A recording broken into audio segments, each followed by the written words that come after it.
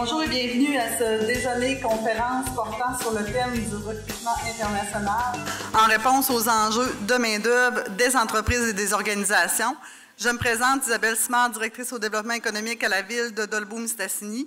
J'aurai le plaisir de partager l'animation de l'événement ce matin avec ma collègue Virginie Saint-Pierre, qui est conseillère au développement industriel à la MRC de Maria-Chapdelaine, qui interviendra dans quelques minutes. L'activité d'aujourd'hui est une initiative des partenaires suivants, la MRC Maria-Chapdelaine, la SADC Maria-Chapdelaine, la Chambre de commerce et d'industrie de Dolbeau-Mistassini et la ville de Dolbeau-Mistassini. Ce noyau de partenaires qui partagent tous d'une certaine façon des missions qui sont très proches se mobilise depuis un certain temps afin d'offrir des activités aux entreprises, faire la promotion d'activités existantes ou encore faire en sorte que des activités pertinentes offertes dans d'autres MRC de la région soient offertes dans notre milieu et se rapprochent un peu plus de nos entrepreneurs.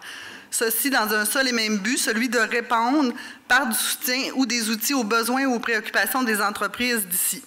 On est heureux de pouvoir compter dans nos initiatives sur le soutien financier de Rio Tinto et je tiens à souligner la présence de M. Luc Sirène, directeur de projet développement économique régional, qui est présent avec nous ici derrière. Alors merci M. Sirène et de votre participation, mais aussi de votre présence aujourd'hui. C'est donc dans cette perspective de répondre à vos enjeux que vous avez présenté l'activité de ce matin et nous vous remercions d'avoir répondu positivement en aussi grand nombre. On vous a remis, en fait, on ne vous l'a pas remis, on va vous remettre un peu plus tard un sondage de l'événement, fait qu'on vous demanderait de bien vouloir le compléter.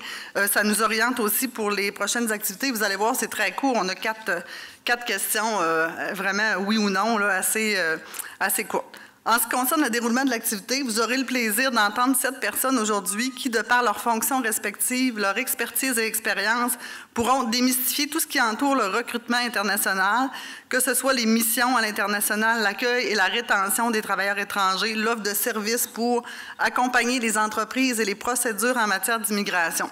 En plus des conférenciers, des représentants d'entreprises vont témoigner de leur expérience de recrutement à l'international. Je tiens à préciser que chacune des personnes que vous entendrez ce matin ont accepté notre invitation avec rapidité et enthousiasme, alors on tient à les remercier chaleureusement.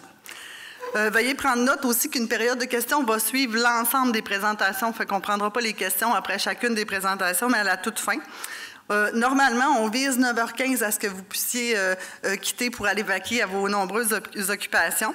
Je vous souhaite donc de passer une belle matinée en notre compagnie et en ce qui me concerne, je vous reviendrai à la période de questions. Merci.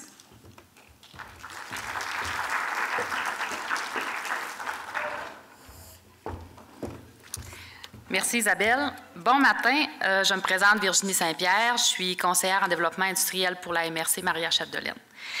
Dans le fond, j'ai le plaisir de vous présenter notre premier invité de ce matin, M. Joël Gauthier, conseiller en immigration pour le Lac-Saint-Jean au ministère de l'Immigration et de la francisation et de l'intégration, dans le fond, le MIFI.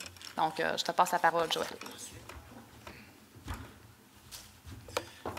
Alors, bonjour à tous et à toutes. Ça me fait plaisir d'être ici ce matin pour vous parler du recrutement international comme d'une solution potentielle à la rareté de main-d'œuvre et aux difficultés de recrutement de personnel. Donc, évidemment, le recrutement international, ce n'est pas la solution qui est la plus simple. Il y a des délais, il y a des coûts, il y a tous les enjeux interculturels à considérer, mais c'est une solution qui est quand même réalisable, qui est faisable. Il y a plein d'entreprises à travers le Québec qui ont opté pour cette solution-là, qui sont allées chercher des talents dans des postes stratégiques de leur entreprise. Donc, c'est réalisable d'autant plus que, je dirais, l'expertise est maintenant présente sur le territoire. Elle s'est beaucoup développée au cours des derniers mois, et ce, tant dans le secteur public que dans le secteur privé. Vous allez voir tout à l'heure nos partenaires de Ose le pays des Bleuets.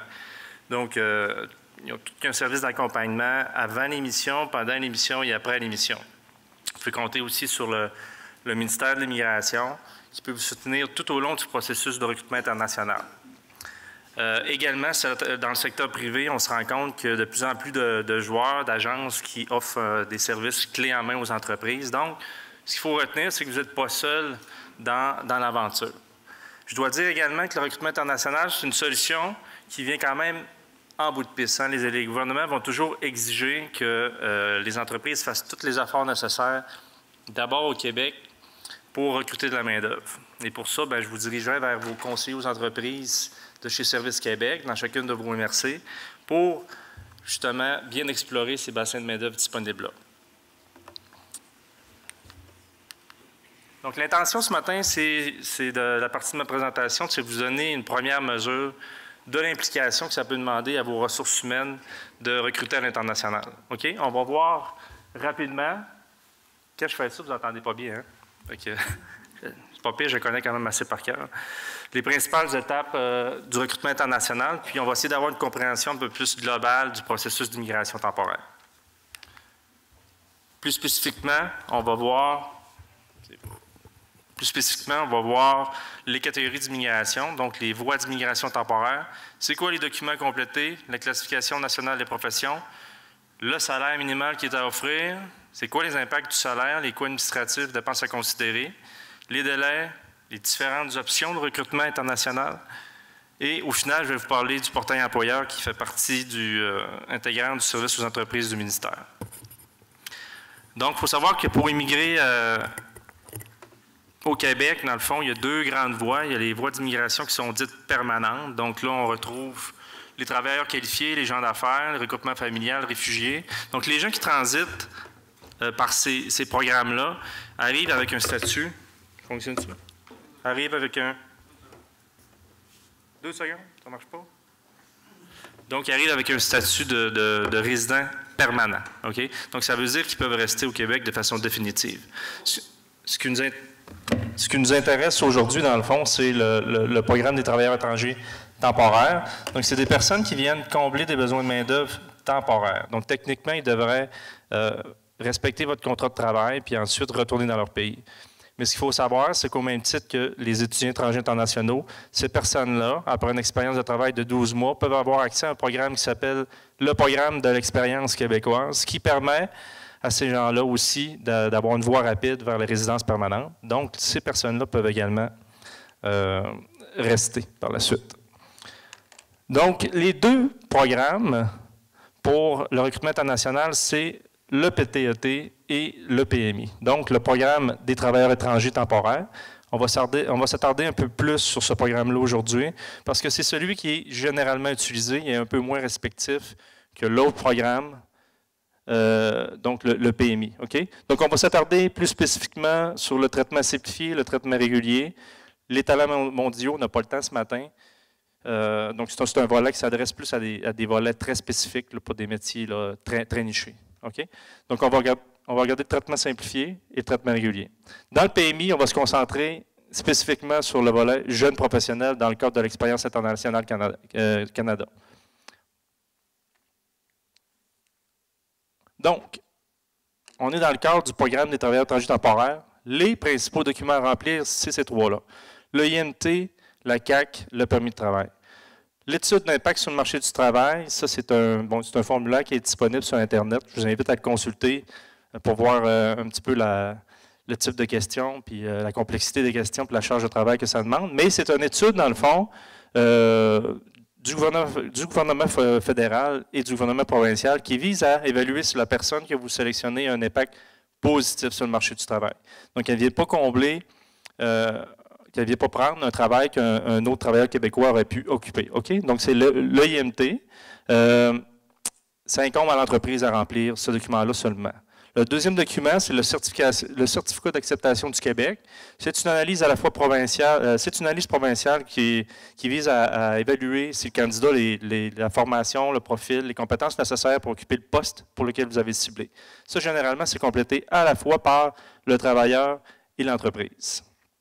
Le troisième document qui incombe seulement aux travailleurs, c'est d'obtenir son permis de travail. Donc, la personne doit faire ses démarches auprès d'IRCC Canada pour avoir le droit de travailler au pays. Donc, c'est les trois principaux documents. Classification nationale des professions, je parle de ça parce que je dirais que dès que vous songez à l'international, une des premières choses à faire, c'est de cibler la profession pour laquelle vous le recrutez à l'international. Il faut savoir qu'au Canada, toutes les professions sont codifiées avec un code à 4 chiffres. Donc, le système de classification des professions, ça s'appelle le code CNP. C'est divisé dans le fond au niveau de compétences, O, A, B, C et D. O étant des postes cadres, A des professionnels, B c'est au niveau technique, C c'est davantage des DEP, des programmes d'apprentissage, puis D, il n'y a pas nécessairement de formation qui est demandée pour les métiers. Donc, il y a des outils sur Internet. C'est quand même assez facile pour les entreprises de cibler leur code CNP. Mais si vous avez de la difficulté, encore une fois, les gens de Service Québec peuvent vous donner du soutien là-dessus. Donc, première étape, code CNP. Deuxième étape, l'impact du salaire. Ce qui est important de retenir ici, c'est qu'on ne va pas recruter des gens à l'international pour avoir de la main-d'œuvre bon marché. Vous êtes obligé d'offrir des conditions qui sont comparables, des conditions qui sont concurrentielles, puis des salaires qui sont comparables à des travailleurs québécois. Okay? Dans le cadre de l'IMT, le MIFI, le ministère, va toujours évaluer que selon l'expérience du candidat que vous recrutez, vous voyez en bas, il y a un tableau, il y a des braquettes de salaire. Donc, vous devez respecter ces braquettes de salaire-là.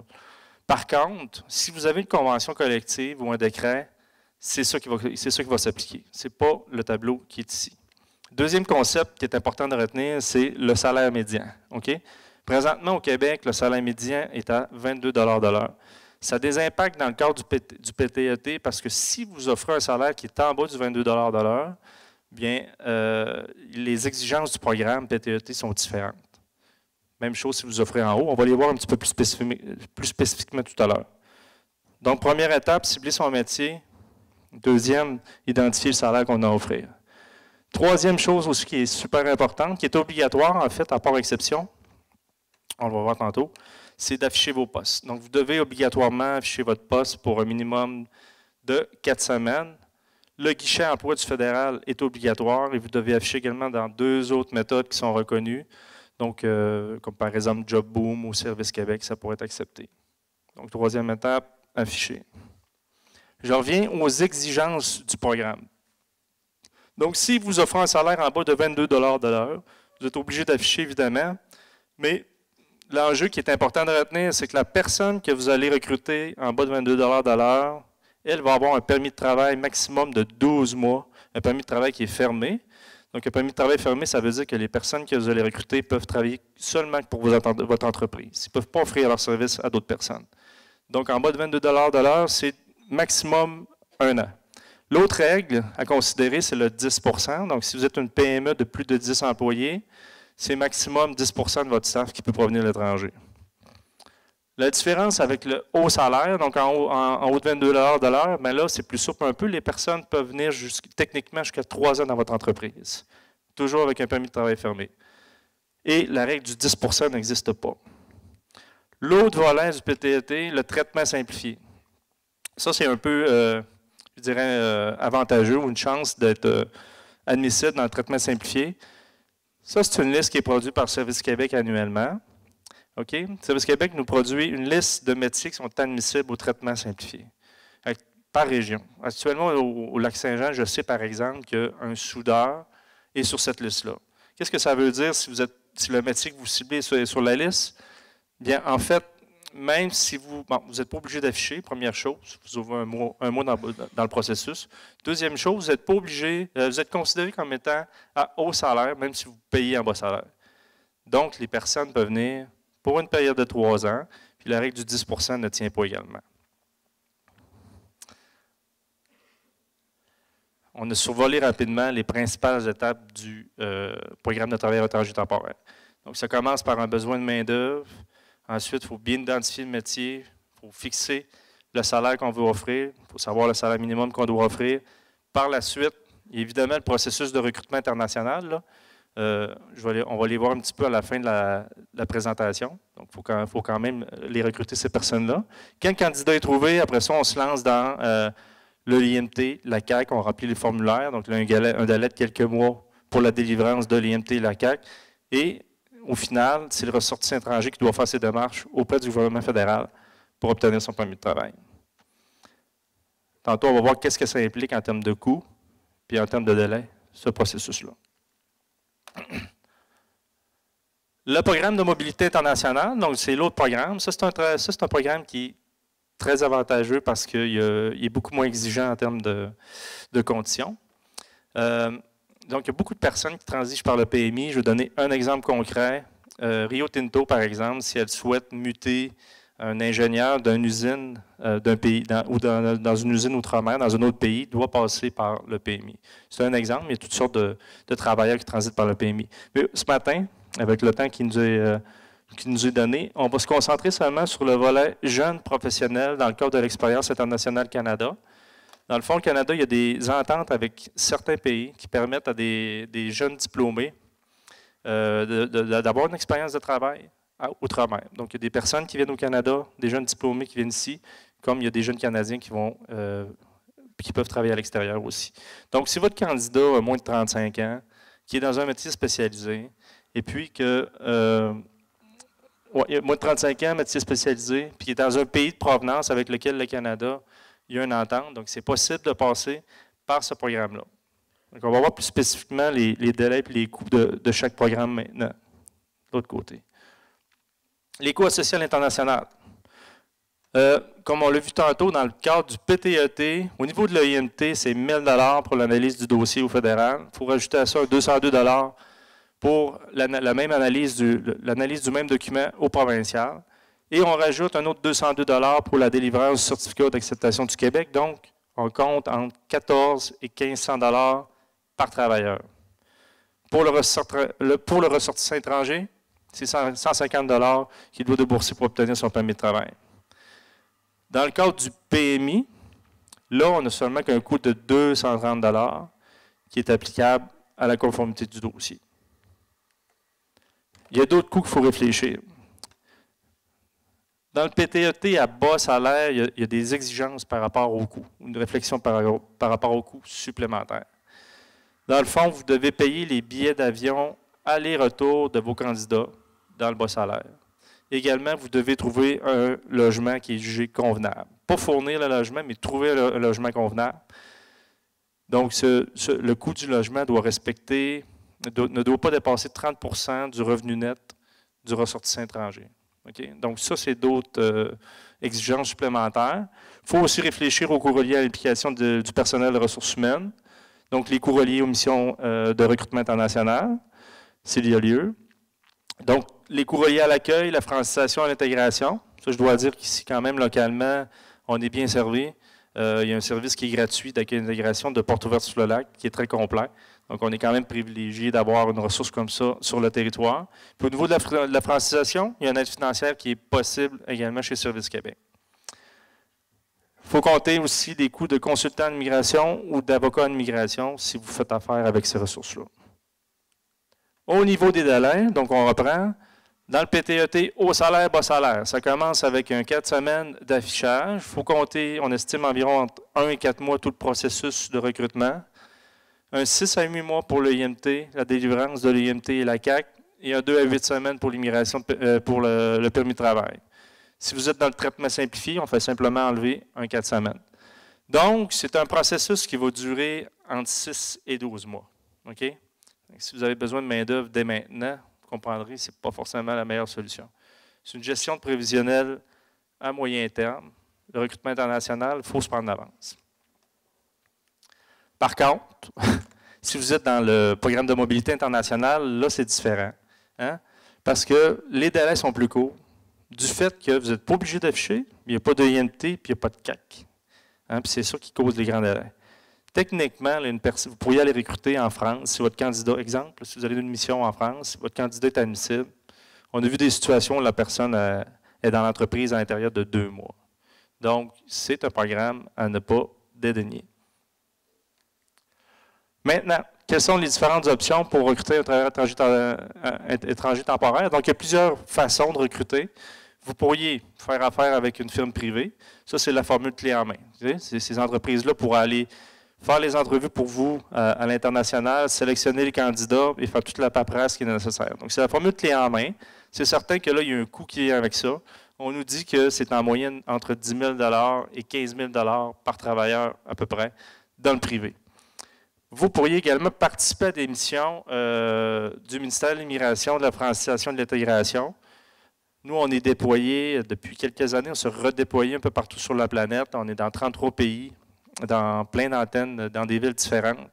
Donc, il y a des gens du ministère qui font de la prospection, qui vont chercher des talents. Ils les invitent, dans le fond, à embarquer dans le processus pour migrer au Québec, mais ils les invitent également à participer à ce qu'on appelle les Journées Québec. Les Journées Québec, il y a Magali et José tout à l'heure qui vont en discuter. Mais grosso modo, c'est une journée intensive d'entrevue entre les ressortissants étrangers qui ont été invités et les travailleurs. Donc, vous pouvez participer aux missions du MIFI, évidemment, ou de ses partenaires comme Québec International qui font leur propre mission. Il y a d'autres organismes comme la SDED, Société de développement économique Drummondville, qui font des missions également. Donc, c'est ça. Il y a un nombre de missions, il y en a de plus en plus. C'est assez large. Il y en a qui sont très ciblés dans des secteurs d'industrie, des métiers particuliers. Donc, c'est important de se tenir au courant des opportunités. Vous pouvez également participer aux missions d'un organisme régional. Donc, ici, on ne fait pas proprement dit de mission à l'international. Il n'y a pas d'organismes qui font ses propres missions. Pas pour le moment. Par contre, il y a une offre d'accompagnement. Vous allez voir tantôt Ose le pays des Bleus. Donc, eux participent à des missions et vous accompagnent avant, pendant puis après la mission. L'autre option, c'est recruter par vous-même. Donc, vous pourriez très bien, si vous avez une connaissance, ou je sais qu'il y a plusieurs entreprises qui reçoivent déjà quotidiennement des CV de la part de personnes, des Tunisiens, des personnes en Afrique. Donc, vous pourriez décider de passer en entrevue par Skype, puis après ça, faire le processus, IMT4, etc. C'est une possibilité. Pas forcément recommandé, par exemple, pour une première expérience, parce que ça prend quand même beaucoup d'expertise pour se diriger vers l'international.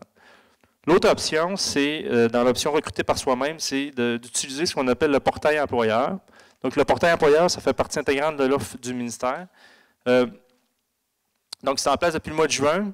Dans le fond, ça nous permet de consulter le portail employeur, une banque de personnes immigrantes ou de ressortissants étrangers qui sont intéressés à venir immigrer ici au Québec. Okay? Il faut savoir que dans le cadre du programme régulier des travailleurs qualifiés, maintenant, une personne qui veut immigrer au Québec doit faire ce qu'on appelle une déclaration d'intérêt.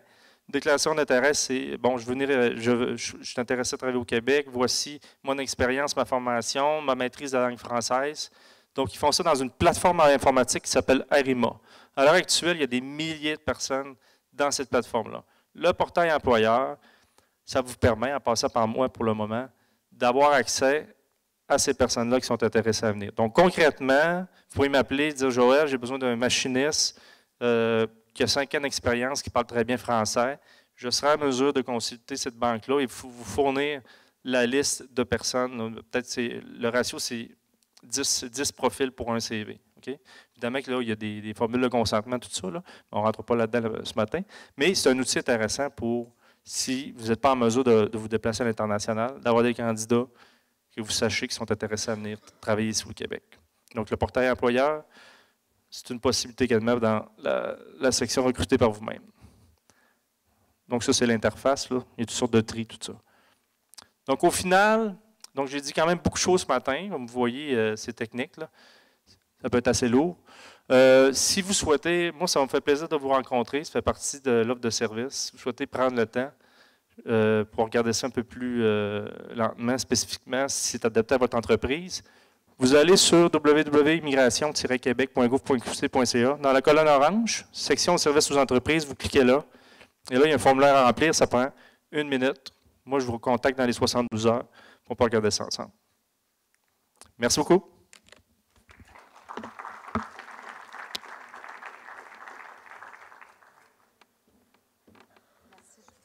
Merci, Joël. Juste pour vous mentionner, comme on a déjà votre adresse courriel avec l'inscription que vous avez faite, on va vous envoyer, dans le fond, des liens là, importants de la présentation d'aujourd'hui, avec aussi les coordonnées des gens là, qui interviennent ce matin. Donc, si vous voulez les contacter. Alors, merci, Joël. Et là, on est rendu, dans le fond, à accueillir Mme Josée Bouchard, directrice générale de Porte ouverte sur le lac, et M. Elliott Lapointe, agent de liaison aux entreprises Porte ouverte sur le lac et chargé de projet stratégie Ose le pays des Bleuets. Venez me rejoindre. On va prendre des micros aussi. Oui, le monsieur, pas seulement. Oui, je te laisse. Il va falloir ajuster l'autre micro. Ça va? Allô, allô, allô. Bonjour. Bonjour tout le monde. Très heureuse d'être avec vous ce matin. Donc, oui, au nom de Porte ouverte sur le lac, qui, en fait, est le berceau aussi de la stratégie de main-d'œuvre Ose le pays des Bleuets. Il faut se rappeler que Ose le pays des Bleuets, bien sûr, c'est une stratégie de main-d'œuvre qui a été mise en place dans le comté Roberval Pourquoi? Parce qu'on a un sérieux problème démographique. Il faut une stratégie particulière pour, évidemment, assurer non seulement la croissance de la population ici, du moins le maintien, mais aussi une activité économique en santé. Alors, les chiffres parlent. D'ailleurs, j'aimerais ça qu'on se les rappelle parce qu'il y en a sûrement qui les ont déjà vus, mais c'est important de voir le tableau. Donc oui, les perspectives 2011-2036 de l'Institut de la statistique du Québec nous démontrent très clairement que d'ici 2036, si on ne bouge pas, on est en grave déficit démographique dans le comté Roberval. Vous le voyez, par rapport à Saguenay, qui, lui, est dans un bilan plutôt positif. Alors, on poursuit. Alors, toujours selon l'Institut de la statistique du Québec, sans l'immigration, le Québec serait en décroissance dès 2034. Ça, c'est si on ne fait rien. Toujours selon Service Québec, de 2018 à 2024, près du tiers des travailleurs devront être remplacés. Alors ça, il y a des entreprises ici qui commencent à le vivre, beaucoup de départs à la retraite et tout ça. On compte actuellement 40 000 travailleurs étrangers temporaires au Québec. Et ce qui est important de retenir, puis j'aimerais ça qu'on apparaisse l'autre ligne aussi, ce que vous devez retenir, là, ça va être c'est la dernière ligne que vous voyez, parce que chez les résidents permanents, regardez, c'est la majorité qui s'installe à Montréal. Donc, par, comme on dit, la voie normale, d'arriver ici sans contrat de travail nécessairement. Donc, ce n'est que 2,9 % qui s'installent dans les régions éloignées. Nous autres, on fait partie de ça.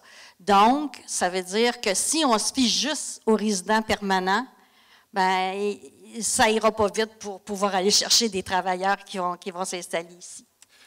C'est intéressant ici de double-cliquer par rapport, on parle de 2,9 % des résidents permanents qui vont dans les régions éloignées. Donc, Abitibi, Saguenay-Lac-Saint-Jean, Gaspésie. Et si on prend ce 2,9 %-là, on le double-clique sur le Saguenay-Lac-Saint-Jean, la statistique ici du ministère de l'Immigration est intéressante, c'est de constater que de 2006 à 2015, parmi les résidents permanents qu'on a intégrés au Saguenay-Lac-Saint-Jean, 960 étaient encore présents en 2017. Mais quand on dit qu'on est en région éloignée, bon, vous voyez, parmi les 960, là, il y en a 650 qui étaient au Saguenay. Si on zoome domaine du Roi, Maria-Chapdelaine, bon, vous voyez les chiffres 86, 74. Donc, on est en région éloignée au Saguenay-Saint-Jean, mais Maria-Chapdelaine, domaine du Roi, on est comme en région éloignée parmi la région éloignée. Fait qu'on réalise... On est pas mal éloigné. Fait qu'on réalise qu'ici, au bout de la ligne, le modèle d'intégration est complètement différent. Oui, on parle de multiculturalisme à Montréal, que les résidents permanents vont retrouver leur communauté d'origine. Ils vont avoir une communauté française, une communauté maghrébine. Mais ici, les gens, bon, on le voit dans la salle, les gens vont être 99 % blancs, francophones, d'ascendance catholique. Je te salue, Nassim, de chez Bleu Nordique. Donc, c'est un bon portrait quand même du devoir d'intégration, du modèle d'inclusion qu'on a ici. Dans le comté Roberval, dans Maria-Chapdelaine, à Adelbourg-Mistassini. Et là, bon, on dit, Joël en parlait, bon, il y a une voie permanente, mais il y a une voie temporaire. Donc, dans la voie temporaire, les gens directement vont atterrir ici, à Adelbourg-Mistassini, via l'employeur. Donc, c'est de constater ici que l'intégration à Adelbourg-Mistassini, c'est une responsabilité partagée. Oui, au bout de la ligne, c'est l'employeur qui a un bon pouvoir. On voit ici, par exemple, il y a des belles études de cas. Il y a Danny Boutin, vous savez, qui a intégré une famille de Belges à Adelbourg-Mistassini. 3 enfants, la famille, la conjointe. À qui on a trouvé du travail aussi. Qui a eu beaucoup de travail. Danny Boutin, bon, qui s'est beaucoup impliqué, qui a beaucoup appris de ça. Récemment, on a accueilli en visite une famille avec plomberie à Maurice, avec Marie-Ève et Patrick là-bas. Une famille qu'on a rencontrée à Paris. On a rencontré aussi des gens, il y a des Tunisiens aussi qui s'en viennent avec Produit Gilbert, bon, qui ont été en mission juin passé. On a eu la chance de les rencontrer en décembre, qu'on est retourné en Tunisie. On intègre aussi, bon, on fait aussi des visites pour les résidents permanents qui sont à Montréal. Une étude de cas très intéressante ici, Stéphane Frigon, garage Clément Hébert à Normandin, qui lui cherchait un carrossier depuis longtemps, n'a pas eu la chance de faire une mission à Paris, mais on a pu rencontrer un carrossier là-bas. Donc, puis écoutez, C'est en décembre qu'on l'a rencontré. Il est venu visiter en février. Il est juste venu visiter, là, les démarches ne sont pas faites. Puis, ben, au bout de la ligne, bon, on s'est rendu compte que la personne était compatible, il était carrossier. Le monsieur a trois enfants, mais il a aimé Normandin. Il s'est dit, moi, j'aime les petits milieux. Notre famille, on n'aime pas nécessairement les gens, on est sauvage un peu. Fait que, on lui a dit, parfait, il y a plein de monde n'a pas aimé Normandin. Fait que, monsieur Fortin, c'est pas de vin, hein?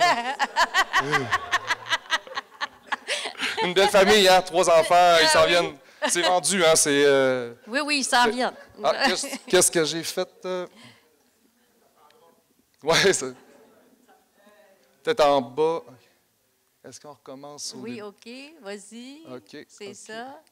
Je vais Et voilà. passer la parole avant que je me mette les pieds immigrer? Pourquoi immigrer quand on voit toutes ces personnes-là qui sont désireuses de venir ici, ils nous disent au Canada, bien sûr. Par expérience, autant moi quand je suis allée, qu'évidemment, Elliot en a fait plusieurs, tu repars bientôt aussi pour la Tunisie. Le Canada, c'est, comme tu le dis souvent, Elliot, hein, l'Eldorado. C'est ça que les gens nous disent. On a une réputation extraordinaire. Le Québec est vu comme un endroit où on a un système d'éducation, un système de santé fabuleux, puis des conditions de travail merveilleuses, mais surtout aussi une terre où les enfants qu'ils ont, pour ceux qui ont des enfants ou qui pensent en avoir, vont se développer en toute sécurité. Les attentats ont fait mal. Hein? Le climat politique est difficile actuellement, le climat social, beaucoup de chômage aussi en France, au Maghreb. Et les jeunes perdent espoir.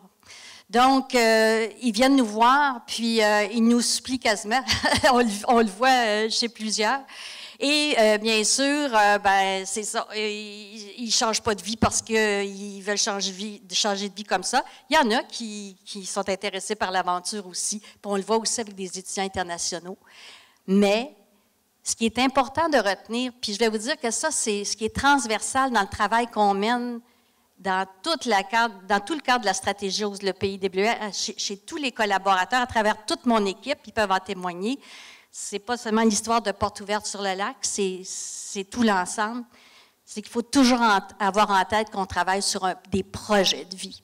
C'est du cas par cas. Et puis, il faut s'assurer, puis c'est ça, je pense, la plus-value aussi de notre travail, c'est lorsqu'un employeur se rend sur place, qu'il rencontre les personnes, bien, il est capable de voir si cette personne-là, elle va peut-être avoir la capacité de bien s'intégrer ici. Puis, si elle va aussi correspondre, je dirais, à sa philosophie dans l'entreprise, ça va fitter, comme on dit, avec le monde dans l'entreprise, puis aussi dans la municipalité où elle va s'établir. Alors voilà, puis justement, il faut avoir des nuances hein, selon les nationalités. Puis Elliot, je pense que tu es pas mal bon pour nous en parler.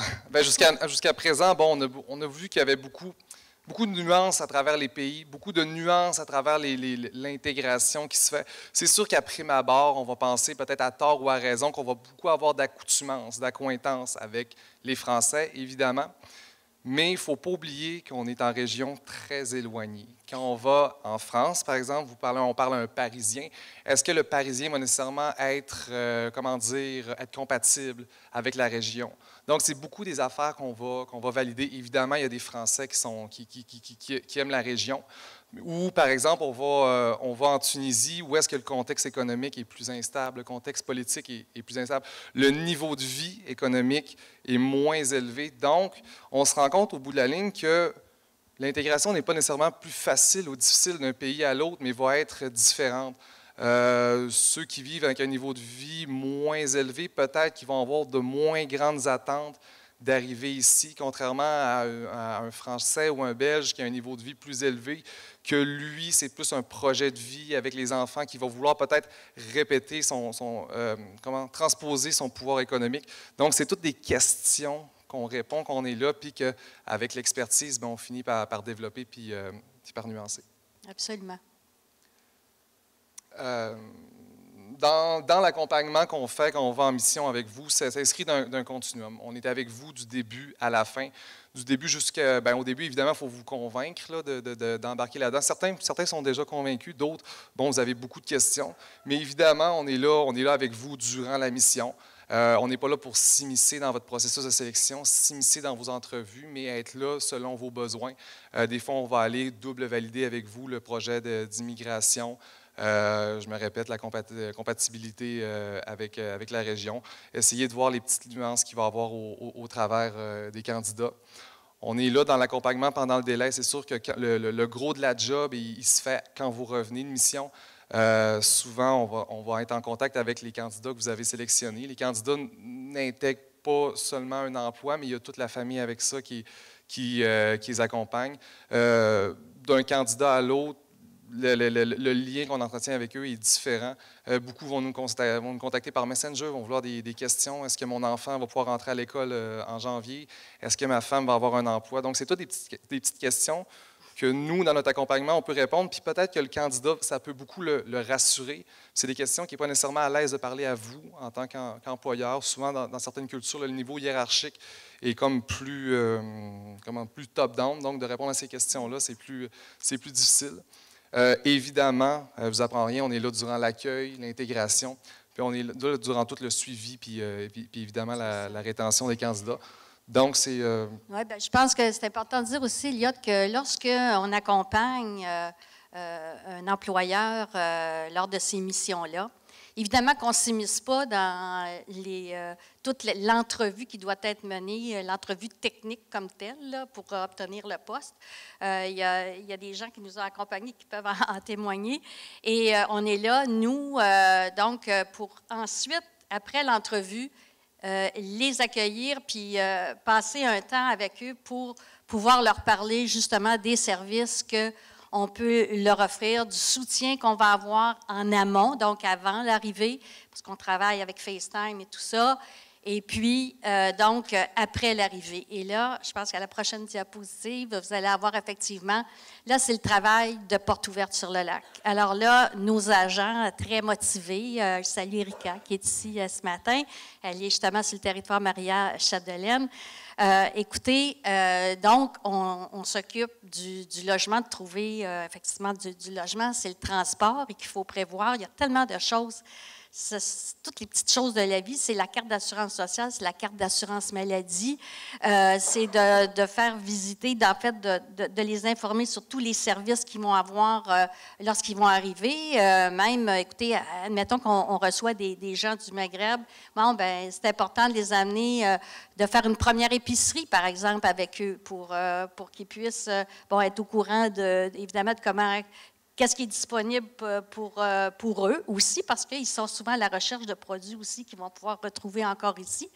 C'est l'inscription à la garderie, l'école, le conjoint, effectivement, parce que je vais vous dire que si le conjoint ou la conjointe n'est pas heureuse ici, bien, on va avoir des problèmes. Notre but, ce n'est pas seulement de dire, donc là aussi, c'est transversal à hausse le pays des Bleuets.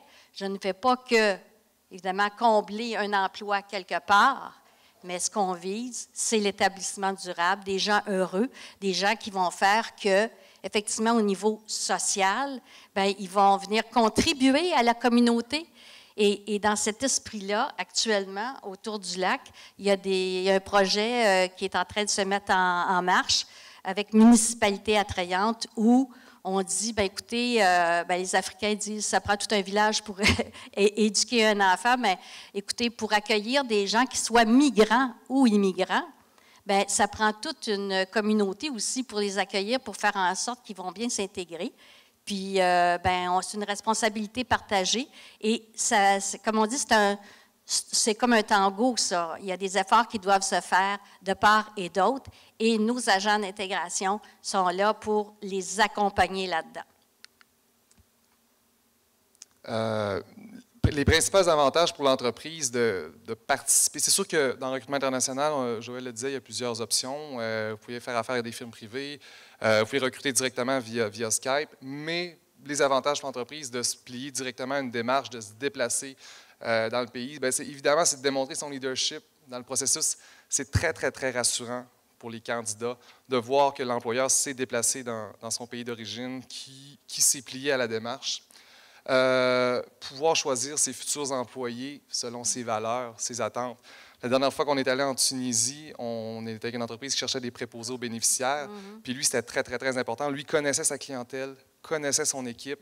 Puis la phrase qu'il disait, c'est « Moi, je veux choisir des personnes que je vais être à l'aise de confier mes parents à. » Donc, au bout de la ligne, il choisissait, tu sais, je l'accompagnais, mais moi, je connais pas la réalité de son entreprise. Donc, probablement que si j'y avais été seul, évidemment, je n'aurais pas sélectionné les 5, 6 mêmes. Ah non, c'est sûr.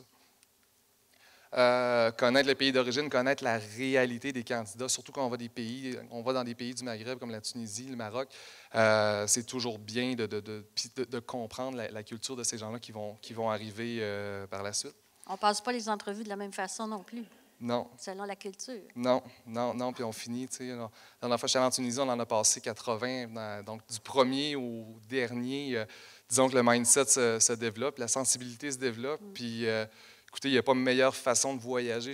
Pour moi, même si je n'ai pas visité le pays, je pense que d'avoir rencontré 80 Tunisiens back-à-back pendant des entrevues de 20 minutes, il n'y avait pas meilleure façon de voyager que ça. Ça pogne au cœur, là, parce que c'est des gens qui veulent s'en venir, qui ont des projets de vie, donc non, c'est le fun. En tout cas, je n'en parlerai pas plus. Oui, parce qu'on a 20 minutes. Puis pour l'entreprise, développer une sensibilité et une expertise à tout ce qui touche le domaine du recrutement international. Là, puis après ça, valider est-ce que c'est la meilleure option pour moi, puis voir un peu comment ça se passe, voir l'enjeu des démarches. Donc, c'est une entreprise a tout à gagner de se plier à une démarche comme ça. Là, parce qu'au bout de la ligne, c'est elle qui est le leader, c'est elle qui directement qui attire la personne. Là. Et finalement, en conclusion, si on avait des choses à retenir, c'est d'être chacun conscient de notre responsabilité dans l'intégration. Oui, c'est l'employeur qui en fait beaucoup, Porte ouverte en fait beaucoup, mais les municipalités, les citoyens, on a une responsabilité. On le disait, on est une société qui est homogène. Ça a ses avantages, ça a ses inconvénients, mais c'est une réalité, on n'a pas le choix. L'intégration sans réserve. J'entendais un politicien, donc j'ignore le nom, qui disait... La communauté, c'est un beau lapsus, c'est un bijou. Il disait la communauté autochtone, il faut les intégrer sans réserve. Je trouvais ça drôle d'entendre ça. Donc, c'est la même affaire pour toutes nos communautés culturelles, les intégrer sans réserve. Réserve, on s'entend.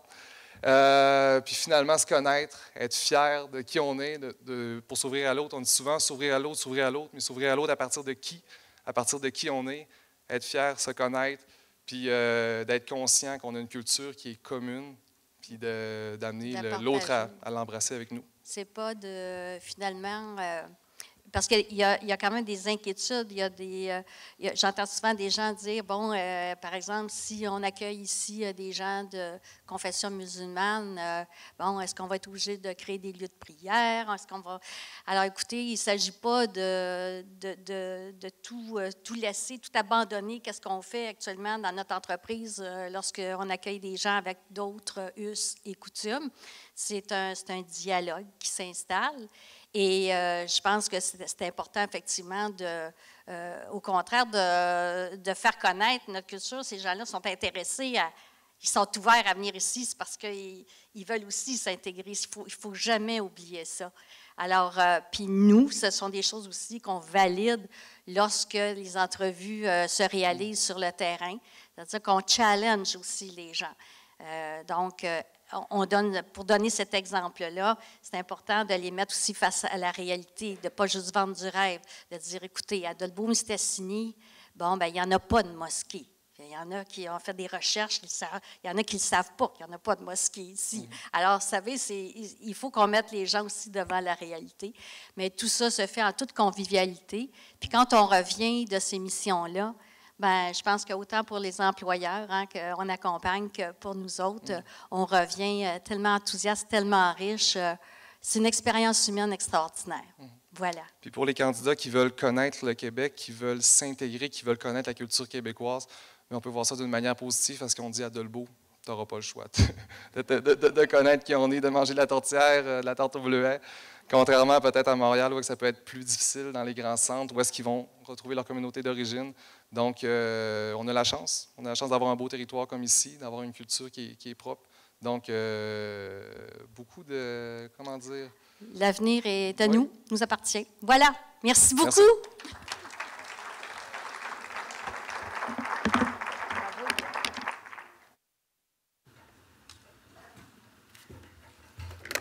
Merci beaucoup, Josée et Elliott.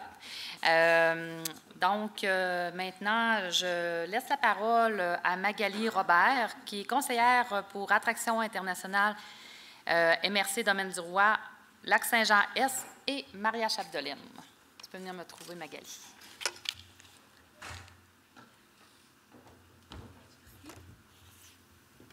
Bonjour tout le monde, ça me fait plaisir d'être ici ce matin. Donc, je vais vous parler un peu d'Attraction Lac-Saint-Jean pour que vous sachiez un petit peu plus ce que c'est. Donc, en fait, la première chose, ce n'est pas une entité. Donc, ce n'est pas un nouvel organisme, ce n'est pas un nouvel intermédiaire. C'est vraiment, en fait, un projet pilote des 3 MRC du Lac-Saint-Jean avec la participation financière du MIFI. Donc, on est un regroupement des organismes suivants. Donc, Porte ouverte sur le lac, que vous venez d'entendre, avec les 2 stratégies de main-d'œuvre du Lac-Saint-Jean. Donc, Ose le Pays des Bleuets, que vous connaissez bien, mais aussi passionnément Allemand Lac-Saint-Jean-Est et les 3 organismes de développement économique des 3 territoires. Donc, c'est un projet pilote dont je suis la responsable cette année. Donc, pourquoi un projet pilote de recrutement international? En fait, le principal objectif est d'outiller les employeurs, les entreprises qui souhaitent se tourner vers cette option. Donc, notre but, c'est vraiment de devenir des experts en accompagnement de ce type. En fait, l'origine de tout ça, c'est venu du milieu. C'est une entreprise qui se nomme les Produits Gilbert, qui sont venus nous voir au CLD Domaine du Roi et Ose le Pays des Bleuets pour avoir un accompagnement pour les aider dans ces efforts-là de recrutement international. Alors, on s'est lancé dans l'aventure. Je suis partie à Paris avec eux. Ils vont pouvoir vous en parler un petit peu plus tantôt. Et il y a 2 autres entreprises qui nous ont accompagnés aussi, qui ont fait part de l'aventure. Et puis, on a fait, c'est 5 autres missions à Paris, au Maroc et en Tunisie ensuite aussi. Donc, nos constats, vous l'avez vu depuis le début, là, que ça demande beaucoup de connaissances, de compétences, une expertise assez pointue. Donc, on voyait vraiment un besoin là, au niveau des entreprises. Il y avait vraiment un trou de service à ce niveau-là pour qu'on puisse vous accompagner adéquatement. Donc, je ne sais pas si vous voyez bien. Donc, on a la chance d'avoir un projet pilote ici, dans notre milieu, qui va nous permettre de développer cette expertise-là et en concertation avec tous les organismes que je vous ai nommés. Et il faut dire qu'on est à l'avant-garde sur les autres régions rurales du Québec à ce niveau-là. Donc, c'est un projet pilote qu'on a la chance d'avoir et on est les seuls au Québec à l'avoir présentement. Comment on va faire ça? Eh bien, avec les missions qu'on a faites dans les 2 dernières années, on va développer une expertise et on va la mettre à profit à toutes les entreprises du Lac-Saint-Jean. Donc, dans un premier temps, ce développement d'expertise-là, on va le mettre à profit aussi des organismes que je vous ai nommés tout à l'heure. Donc, mon rôle, entre autres, est d'épauler les Elliott de ce monde. Donc, derrière chaque grand Elliott, il y a une petite Magali en arrière qu'on ne voit pas, mais elle est là. On va vous proposer aussi des missions. Je vais vous en parler un petit peu tantôt. On va vous tenir informés. On va vous conseiller. C'est vraiment important de vous le dire qu'on a un rôle conseil à ce niveau-là. Donc, on évalue le potentiel de recrutement selon vos professions, selon les pays, tout ça. On regarde ça avec vous. Et on vous accompagne sur place, là, comme Elliott et Josée ont dit tout à l'heure. Et si vous avez une chose à retenir de ce projet-là, c'est le fait qu'on va développer un parcours du recruteur. Pour le moment, il s'appelle comme ça, mais c'est vraiment le but, en fait, de ficeler un peu toutes ces étapes-là. Qui fait quoi, à quel moment? Et puis aussi de pouvoir vous proposer des formations, des ateliers et un support en continu à toutes les étapes. Donc, on veut vraiment réunir les conditions gagnantes pour pouvoir vous permettre de faire de ce recrutement une réussite. Donc, Joël en a parlé un petit peu tout à l'heure. Avant de recruter à l'international, il faut que vous ayez épuisé vos options locales. Vous pouvez aller voir Service Québec à ce niveau-là. Et pour voir si le recrutement international est une solution adaptée à vos besoins, vous pouvez communiquer avec Joël également. Vos options de recrutement international, Joël en a parlé, je ne vais pas revenir sur ça, mais nous, dans notre projet pilote, ce qu'on vous propose, c'est vraiment de participer à des missions qui sont organisées par nos partenaires. Comme Joël disait, on n'organise pas les missions, en tout cas pas pour le moment, mais on vous encourage à le faire avec des partenaires publics qui sont experts en la matière. Donc, qui sont ces partenaires? C'est Québec International, la Société de développement économique de Drummondville et le MIFI. Donc, dans les 2 cas de Québec et de Drummondville, ce sont l'équivalent de CLD. Finalement, c'est des agences de développement économique de la Ville de Québec et de la Ville de Drummondville. Il y a également Sherbrooke et Montréal qui en font, mais nous, on travaille surtout avec Québec et Drummondville qui ont le mandat de représenter les régions. Donc, ce ne sont pas des agences de placement, c'est vraiment des facilitateurs d'embauche. Ce que vous devez savoir sur une mission, c'est que ce n'est pas des salons de l'emploi. Ce sont des événements de recrutement. Donc, les gens que vous allez rencontrer ne viennent pas porter leur CV comme ça, qui ne correspondent pas du tout à ce que vous avez besoin. C'est des entrevues. Donc, ça fonctionne par affichage de postes. Ça doit être des postes à temps plein. Et des postes, dans le cas des missions, c'est des postes, des professions qui sont spécialisées ou peu spécialisées. Donc, dans les catégories que Joël a mentionné tout à l'heure.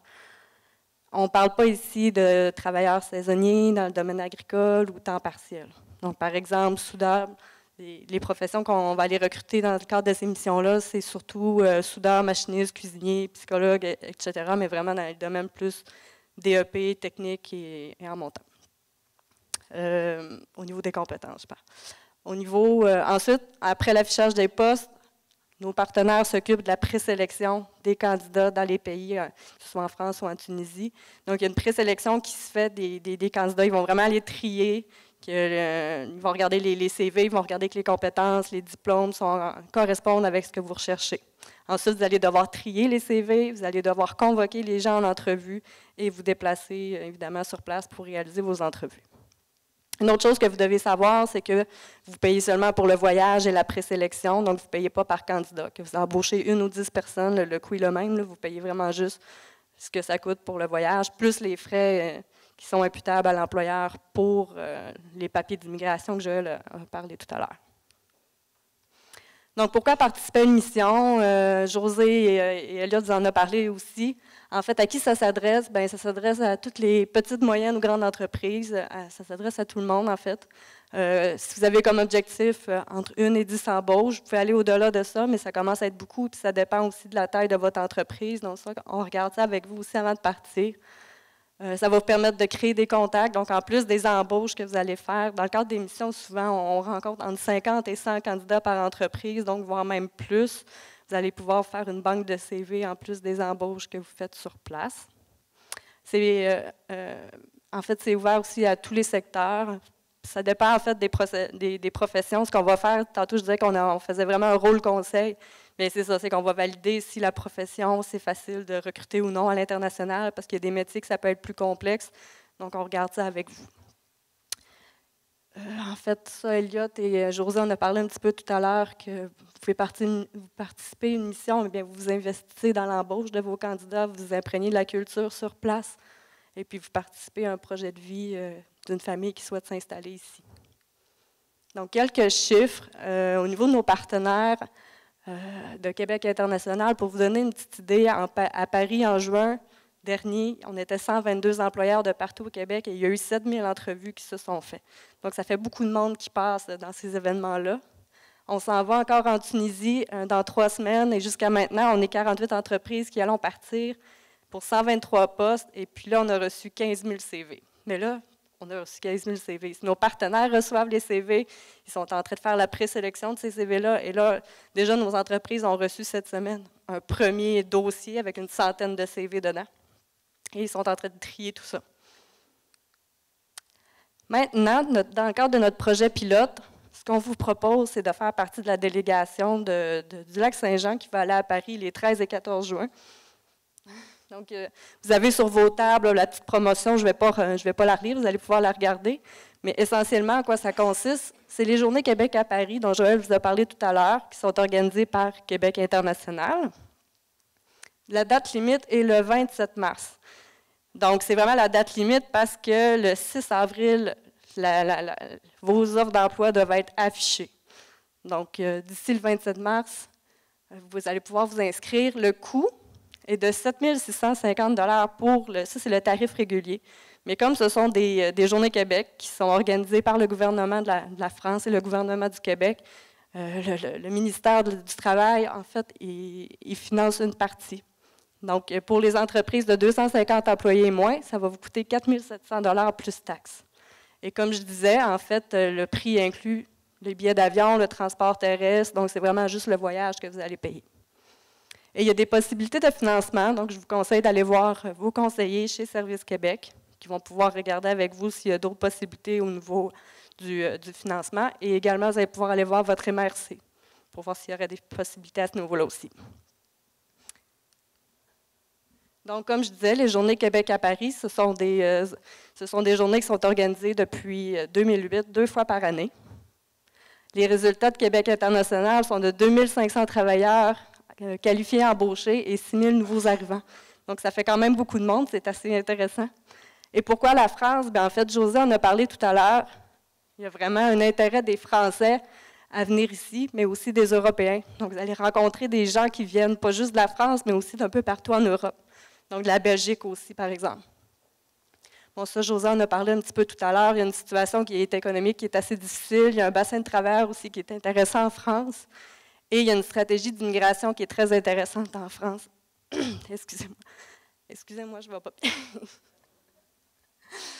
Il y a une stratégie d'immigration qui est très intéressante en France. On parle du Jeune Pro, le programme que Joël vous a parlé tout à l'heure. Donc, effectivement, la France est un des pays qui a une entente avec le Canada. Ce qu'on vous propose dans le cadre du projet pilote à Paris, ce sont, dans le parcours du recruteur qu'on est en train de développer, qui n'est pas complet pour le moment. Donc, on va pouvoir faire le lancement bientôt, probablement au mois de juin. Mais déjà, ce que je peux vous dire, c'est qu'on va pouvoir vous proposer des formations. Excusez,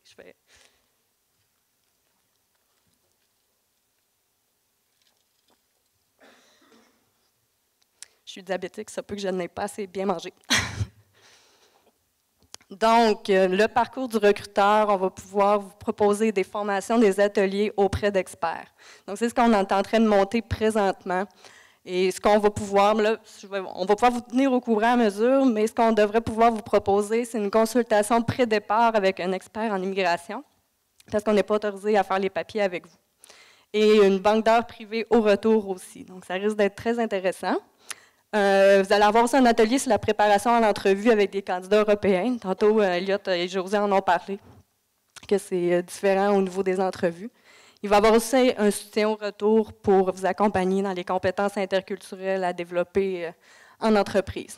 Et sur place, on a développé des outils promotionnels. On a notre magnifique roll-up, on a des signets, on a des clés USB qu'on remet aux candidats.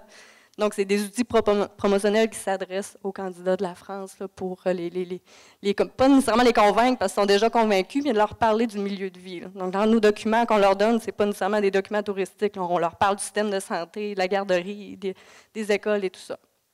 Et en plus, évidemment, de l'accompagnement technique qu'on est en train de mettre sur pied et du soutien précieux de Porte Ouverte sur le lac. Donc là, aujourd'hui, on vous a dit plusieurs choses pour faire un petit récapitulatif. Et on a nos entreprises aussi qui vont pouvoir vous témoigner de tout ça. Donc, je vais passer assez rapidement. Mais on vous a parlé de combien ça coûte, quelles sont vos obligations, les délais, si vous devez payer les billets d'avion, fournir le logement. On vous a déjà parlé de tout ça. Mais évidemment, on vous a donné beaucoup de contenu, mais appelez-nous, puis on va pouvoir regarder tout ça avec vous. Donc, je vous ai parlé des Journées Québec à Paris, mais il y a d'autres missions aussi qui s'en viennent. Donc, nous, on va pouvoir regarder avec vous si jamais il y a d'autres missions qui pourraient vous intéresser. Et ça, c'est les missions, évidemment, de Québec International, de Drummondville, mais du MIFI aussi. Donc, quelques petites photos pour que vous voyez un peu de quoi ça a l'air. C'est vraiment, en fait, un événement. Vous voyez, vous avez une table de 6 pieds, vous avez des gens qui font la file pour venir passer les entrevues. Et puis, nous, on n'est pas loin là, puis on peut parler avec vos candidats, évidemment, aussi. Donc voilà, je vous rappelle que pour Paris, c'est les 13-14 juin. La date limite est le 27 mars. Et si vous voulez vous inscrire, eh bien, vous communiquez avec mon collègue Elliot. Et puis, si vous voulez en savoir plus, bien, vous savez mes coordonnées aussi. Merci.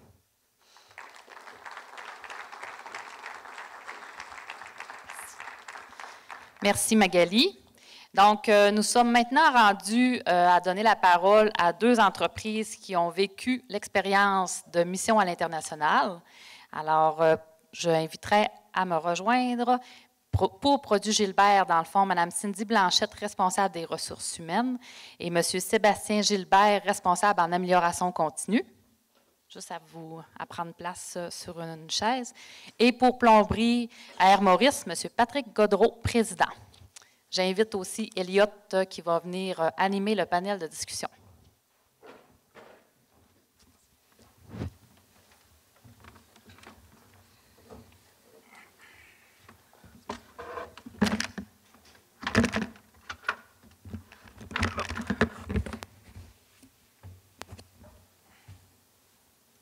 Donc, bonjour, mesdames, messieurs. Bonjour. Bonjour. Avant toute chose, pouvez-vous nous exposer un peu c'est quoi votre expérience en recrutement international? Où est-ce que vous êtes allé? Qu'est-ce que vous avez fait? Votre expertise? Oui, actuellement, on a fait 3 missions. Donc, une première fois avec une firme privée qui s'appelle Sterna au Mexique. On a fait avec Sterna également une mission, mais virtuelle. Donc, on l'a fait de 2 façons. Non, on en a 4 en fait. On a une 3e qu'on a faite à Paris avec Québec International, puis une autre au Maroc-Tunisie avec Québec International aussi. Donc, 4 expériences de mission. Patrick? Nous, on était à Paris. C'était du recrutement. On a passé une 60aine de CV à peu près, plus d'autres personnes qui sont venues nous voir directement sur les lieux. Puis, peux-tu nous dire un peu c'est quoi les principales raisons qui t'ont poussé au recrutement international à te lancer? Bien, la pénurie de main-d'œuvre, pas seulement la pénurie, mais ce qu'elle occasionne. Je pense que tout le monde le vit ici présentement, là. Tu sais, on se vole nos employants, nous autres sont rendus très salariés avec des salaires qui sont très compétitifs. Ça devient dur à trouver de la main-d'œuvre, de la garder. Moi, l'année dernière, j'ai perdu 5 personnes. Puis quand on parle de compétiteurs, c'est même pas dans le même marché. Des gens comme Résolu, SF Copart sont venus chercher, Alcan sont venus chercher mes maîtres hommes chez nous. Fait que quand tu as des contrats pour 5 millions puis tu perds tes 5 meilleurs, ça fait mal. Puis même si tu te retournes pour aller en voler ailleurs, c'est le même principe qui arrive. Là, écoute, ils veulent tout un pick-up, ils veulent tout avoir des conditions de la mort. C'est la problématique qu'on a présentement. Pas seulement la pénurie, mais la difficulté. Les jeunes font pas plus que 30 heures par semaine ou 40 sur une semaine de 4 jours. Plusieurs contrats à l'extérieur, ils ne veulent pas se déplacer, famille, tout ça. Fait que c'est un peu ce côté-là, maintenant, qu'on dit, on se tourne vers quoi? On a tenté d'aller à Paris, on a été invités par vous, puis on a bien aimé l'expérience. Puis vous, de votre côté, comment... Dans le fond, nous, c'est que l'entreprise est toujours en croissance, donc on a un grand besoin de machinistes. Puis, on regardait les étudiants qui sortent des écoles, il y en a très peu. Donc, malgré les délais d'aller recruter à l'étranger, c'était plus simple de faire ça pour combler notre besoin que d'attendre les étudiants finissants parce qu'il n'y en a pas beaucoup.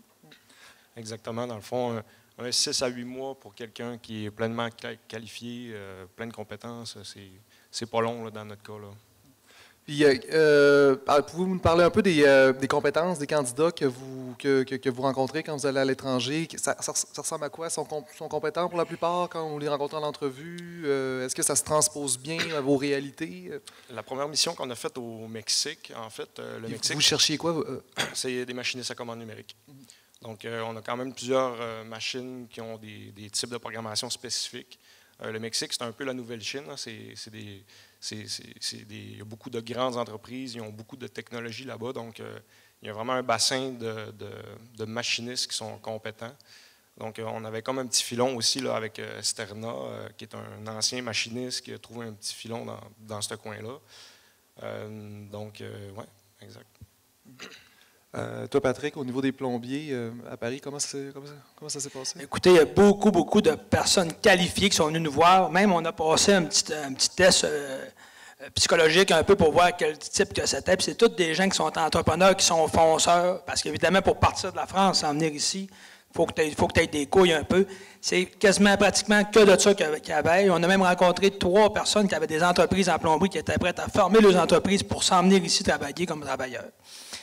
Fait que de la main-d'œuvre compétente, des ingénieurs qu'on a rencontrés, des spécialistes en technique de dessin, un vendeur qui vendait jusqu'à 9 millions de chiffre d'affaires de machinerie qui voulait venir travailler chez nous. Tu sais, là, j'ai dit, là, t'es pas dans le...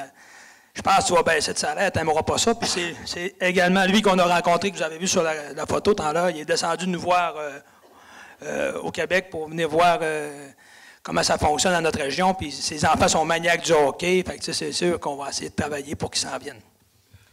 Juste pour compléter, dans le fond, pour le Maroc et la Tunisie, j'ai dû faire un tri au travers 1200 CV de gens qui pouvaient répondre à nos exigences. Même chose dans notre cas. On a validé un petit peu, on a essayé de valider la compétence de n'importe quelle manière qu'on pouvait. Là, on avait fait des petits examens théoriques qu'on présentait aux gars pour vraiment s'assurer que c'est un machiniste pour de vrai. Là, il connaît ce métier. Il ne connaissait pas nécessairement le type de programmation qu'on recherchait, mais du moins, il est dans le métier. Tu vois qu'il a de l'expérience. Ça nous a rassurés là, en tant qu'employeur. Pour le moment, vous avez déjà intégré plusieurs travailleurs étrangers, si je ne m'abuse, des Mexicains? Oui. Actuellement, on a 4 travailleurs mexicains qui sont intégrés dans l'entreprise. On est en attente de 1 Marocain et 3 Tunisiens. Puis j'ai appris hier qu'un Tunisien arriverait début avril. Puis comment ça se passe? Est-ce qu'il y a des beaux avantages, des gros défis d'intégrer ces personnes-là? Oui, absolument. Bien, ça va bien. En fait, c'est des gens qui sont très... ils veulent immigrer, donc ils font tout pour que ça réussisse. Ils ont vraiment une belle attitude. Nous, dans l'équipe de travail en tant que telle, ça a créé un petit momentum. Là. Les gars, ils rentrent, sont souriants, c'est une poignée de main, puis ça crée vraiment un petit baume. Là. C'est le fun. Là. C'est vraiment... c'est sûr que c'est la barrière de la langue là, qui est un petit peu plus difficile, mais quand même, on réussit bien à se comprendre. Là, le langage technique en tant que tel, qu'il soit en français ou en anglais ou en espagnol, souvent, un micromètre, un micrométro, les gars réussissent à se comprendre quand même. Là, fait que ça fait une belle dynamique. Toi, Patrick, tu as un beau cas chez toi. Tu as un Sénégalais, ton comptable. Oui, mon comptable Mansour du Sénégal. Justement, on parlait de religion tout à l'heure, il est musulman. Mais justement dit, patron, la religion, ça reste à la maison. Hein? Fait qu'on voit qu'il s'intègre bien, puis il aime ça justement qu'on participe avec, puis on a du fun. Écoute, c'est comme un enfant quand ça arrive. Tu sais, là, tout est à découvrir, fait que c'est tout le temps plaisant. Il s'attend que sa famille s'en vienne d'ici peut-être l'année prochaine. Puis c'est un CA, on a rencontré un comptable qui est CA, là-bas, il gérait 80 employés. Fait qu'on a tombé vraiment sur une petite perle, puis vraiment compétent, il a appris rapidement, toutes les petites choses à CCQ, tu sais, c'est lui qui me revient, gars, patron, ça c'est important, ça. Puis il a le respect aussi envers son patron, comme je vous le dis, il me traite comme patron, tu sais, des fois je vais au restaurant avec, je vais aller chercher une bière, là, reste assis. Non, mais c'est Mansour, laisse faire, tu sais. Fait que ça, ce côté-là, c'est le fun, mais j'imagine que ça va passer, mais... Un peu comme t'as une blonde neuve, tu sais, maintenant, ça marche plus pareil, mais en tout cas, pour l'instant, on en profite. Quel conseil tu donnerais à une entreprise qui veut se tourner vers l'international comme toi? Des conseils que tu aurais aimé avoir avant de partir? Ou, Je pense que le côté recrutement, là, le côté qui parlait d'immigration tantôt, c'est très important de se planifier d'avance parce que c'est un petit peu la lacune qu'on a. Nous autres, là, présentement, on a 3-4 employés qu'on veut avoir, on veut canner là, puis on veut qu'ils s'en viennent, mais il y a tout un dispositif qu'on voit qui est à monter, puis on voit qu'il y a des belles subventions, parce que moi, je suis un petit peu ma conjointe à me monter un petit peu ça, parce qu'elle travaillait pour moi dans ce moment-là, puis j'ai comme suivi un petit peu à côté, comme un mouton, on peut dire. Mais là, tu t'aperçois qu'il reste encore un bon travail à faire. Là. Fait que de ce côté-là, là, je te dirais que moi, j'aurais aimé ça, tu cannes, tu dis, bon, lui, on veut l'avoir, c'est beau. Organisez-nous ça, tu sais, là. Mais c'est pas comme ça que ça marche. Là. Puis de votre côté, c'est la même question. Un conseil, c'est d'oser aller faire une première mission puis de voir la qualité des candidats qui sont disponibles à venir travailler dans la région. Un autre conseil aussi, on voyait tantôt Joël qui présentait les documents à compléter. C'est de développer à l'interne aussi l'expertise là, pour faire cette documentation-là. Ça sauve des coûts aussi quand on est en mesure de faire ça nous-mêmes. Puis, un autre conseil que j'aurais aussi, c'est que suite à la mission, n'hésitez pas à faire d'autres entrevues avec le candidat. Donc, un coup rendu dans l'entreprise, nous autres, des fois, c'est 2-3 fois par Skype qu'on peut leur parler à nouveau pour aller valider là, des choses, des connaissances ou pour mieux connaître la personne aussi. Là. Même quand ils sont en train de travailler, après 1 mois, 2 mois, 3 mois, faire des suivis, comment ça va, parce que eux, c'est des gens qui ont besoin aussi qu'on leur dise ça va bien ou ça va pas bien. Ou vraiment d'augmenter la communication avec ces gars-là, ça a été bénéfique pour nous. Là. Puis finalement, dernière question, si je vous parlais de la pertinence d'avoir des organismes dans la région comme Porte ouverte sur le lac, ou est-ce que ça a été pratique pour vous? Effectivement, là, les entrevues qu'on fait à Paris, on rencontre le candidat, on est à peu près 20 minutes avec le candidat. Donc, nous, notre objectif, c'est de lui vendre l'entreprise, le métier, tout ça. Donc, pour la partie que Magali faisait avec nous à Paris, elle, c'était de vendre la région et tout ça. Donc, c'est important qu'on soit accompagné par vous parce qu'on a chacun nos volets là, à l'intérieur de ça. C'est ça, ça permet de passer un gros volume de candidats aussi là, parce que c'est du speed dating qui est assez intense. C'est des grosses journées quand même. Fait que d'avoir Porte ouverte sur le lac à côté, ben ça double nos capacités, là, si on veut. Finalement, toi, Patrick, as-tu été satisfait de ta mission? As-tu répondu à tes attentes? Oui, on a bien aimé ça. Paris, c'est super beau à visiter. Hein? Pourquoi pas rendre l'utile à l'agréable en même temps? Du côté, comme il dit, leur kiosque est à côté du nôtre aussi. Souvent, rencontrer un candidat est intéressant. Écoute, on a rencontré une soixantaine, ils arrêtent tout engagés. Mais tu sais, on a pris les 10 meilleurs, puis on les a étudiés, puis on a gardé 3 là-dessus. Puis souvent, je disais, ben gars, allez voir à côté, là, le grand là-bas, là, il va vous expliquer c'est quoi le lac Saint-Jean, parce que, tu sais, moi, on a amené quelques photos pour donner un petit coup de cœur en ski, puis les motoneiges, des trucs comme ça. Puis, tu sais, les Français, là, le Canada, c'est fantastique, et puis, du coup, on s'en va chez moi, puis... Mais, tu sais, il faut qu'il y ait d'autres choses à montrer, puis lui, il était là pour ça, fait que là, on le transférait de l'autre côté. Comme elle dit, on n'a pas beaucoup de temps, parce que sur 2 jours, 60 candidats, ça va vite, ça roule rapidement. Souvent aussi, c'est de l'écouter juste pour faire une petite anecdote. On rencontre un monsieur, puis il s'assit, puis il parle pas fort. Moi, je veux m'emmener au Canada, puis là... Fait que là, je dis, ouais, tu sais, il a le petit cou courbé, pas trop intéressant, un petit rétif un peu. Je dis, monsieur, tu sais, on ne durera pas ça trop longtemps. Je vais te montrer des photos que j'ai faites, tout ça. Alors là, il pointe son appareil photo, puis là, il me montre des photos de douches italiennes. Puis les douches italiennes, tu sais, c'est la mode présentement, tout le monde veut ça. Puis là, ce qui est compliqué dans la plomberie, c'est de marier la base avec le plombier, avec le carreleur, avec le menuisier, c'est 3 quarts de métier. Puis là, ça coule tout le temps, ces hosties de douches-là, c'est un problème. Fait que lui, il reprenait ces douches-là qui coulent, mais en France, les loyers sont petits comme tout, la plomberie passe à travers, la toilette est quasiment à côté dans la douche. Il dit, comment ils font pour se débrouiller? Puis là, il me montrait des photos, puis il voyait tout ça. Puis là, je disais, tu fais-tu du coulis à l'époxy? Bien sûr, c'est moi qui le fais, et puis toi, tu ne coules jamais. Puis il dit, mais la vitre, c'est qui l'installe? C'est moi qui l'installe. Je disais, tabarnak, on a le candidat parfait, tu sais. Mais là, je ne voulais même pas le rencontrer, tu sais. Fait que là, je dis, tu sais, on va prendre du recul, tu sais. Le code de la plomberie du Québec, c'est compliqué, là. C'est pas comme le code en France. Il commence à me lire les articles du code, tu sais. Il les nomme tous un après l'autre. Ben là, vous les avancez plus de cette façon-là, l'article 49, et puis. Là, regarde, moi, mais j'ai dit, il faut que tu fasses reconnaître tes heures au Québec. Tu sais qu'en construction, c'est compliqué. Oui, j'ai fait reconnaître mes heures au Québec. Écoute, il restait plus rien qu'à signer en bas de la feuille, c'est ça qu'on a fait.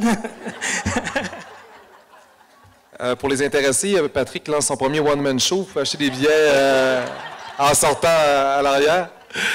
Merci. Merci beaucoup. Merci. Merci, Patrick. 1, 2, 2.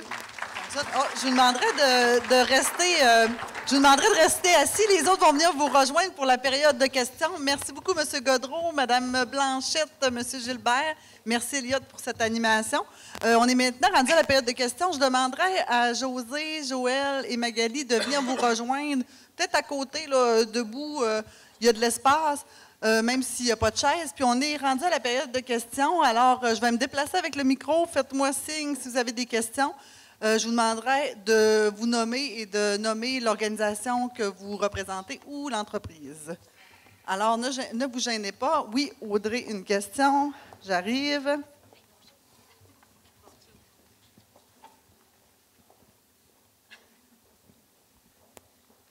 Ma première question, c'est concernant la première présentation avec, M. Joël. Je voulais savoir, lorsqu'on fait une demande là, à bas salaire, est-ce que le taux de chômage et le taux de pourcentage des prestataires de bien-être social dans la région a un impact sur la décision? Ça peut nous nuire, en fait, ça peut être...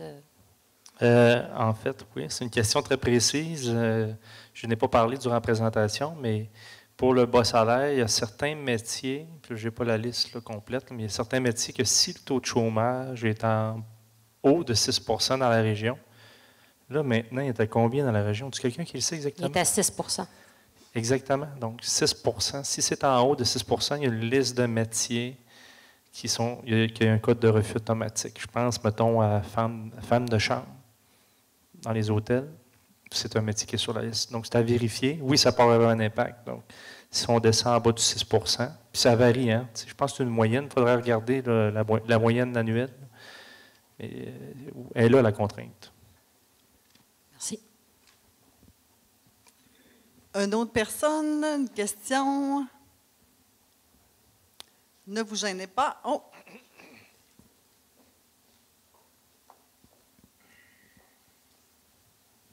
Bonjour, Samuel Bilodeau de Bilodeau Canada, Normandie. J'ai une question pour les 3 entrepreneurs là, qui ont fait des missions.